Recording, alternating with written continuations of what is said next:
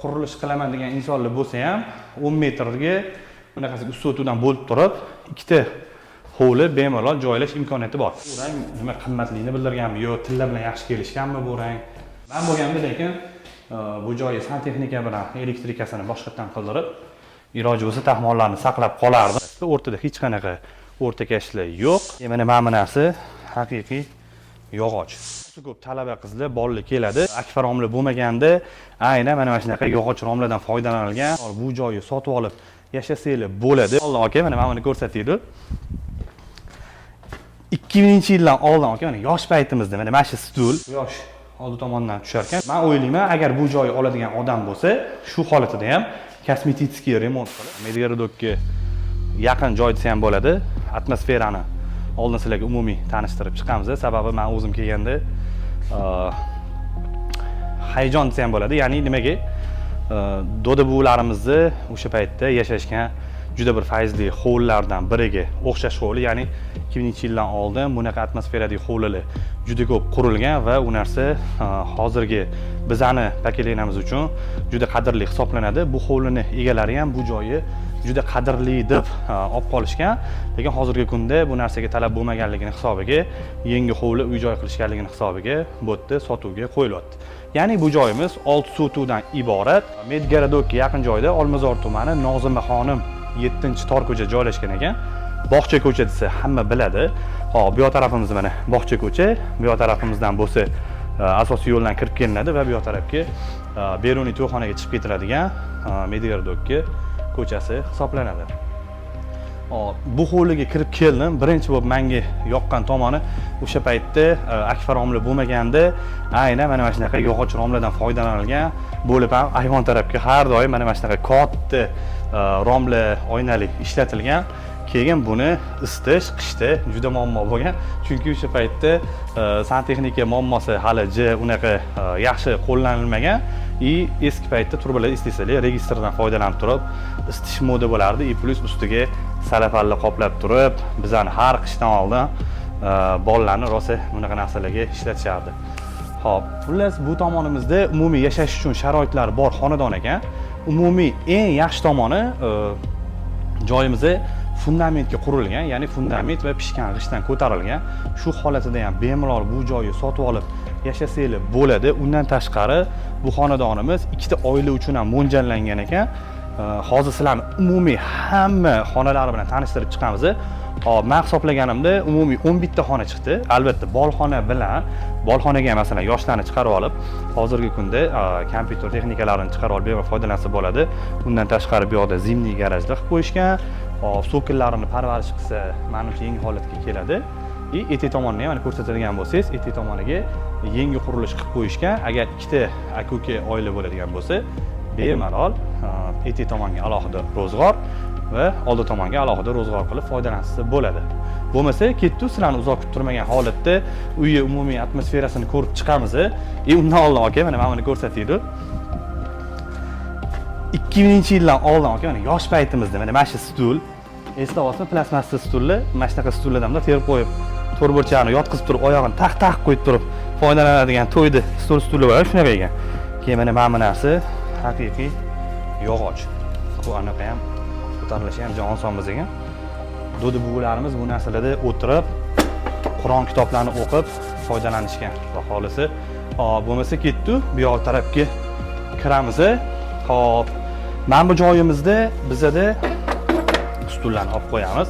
Anchadan beri odam yashamaganning hisobiga bu joylar sal bardakroq bo'lib turibdi. Mana bu oshxonamiz. Yana bitta kirib ko'rsating.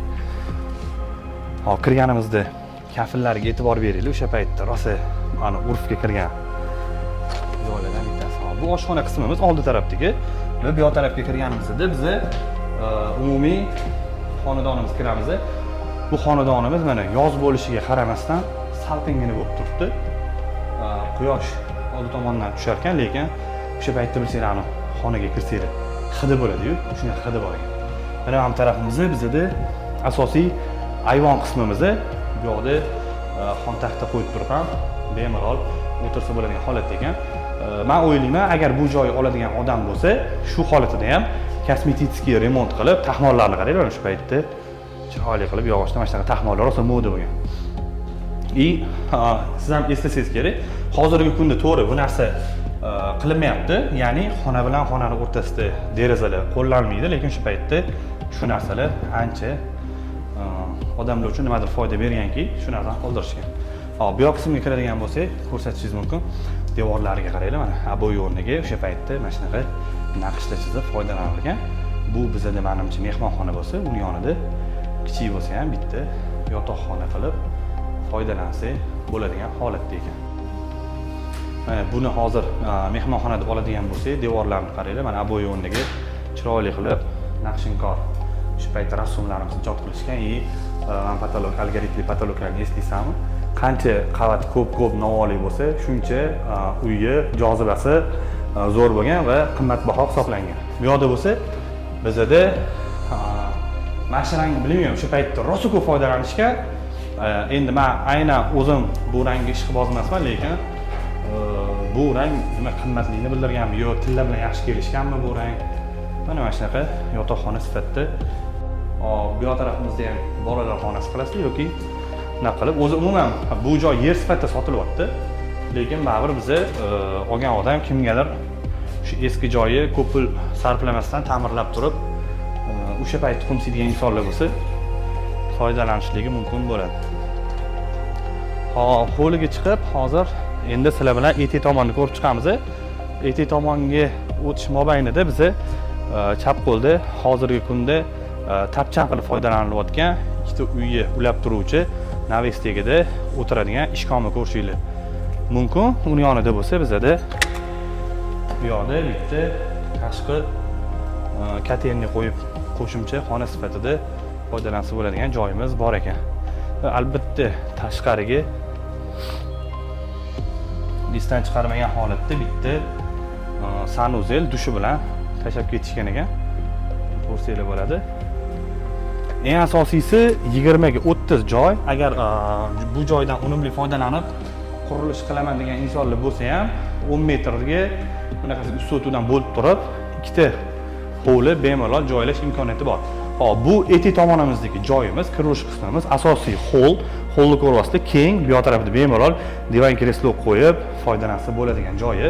Xuddi o'sha oldi tomonimizdagi singari pastimizda ham taxmon qoldirib ketilgan.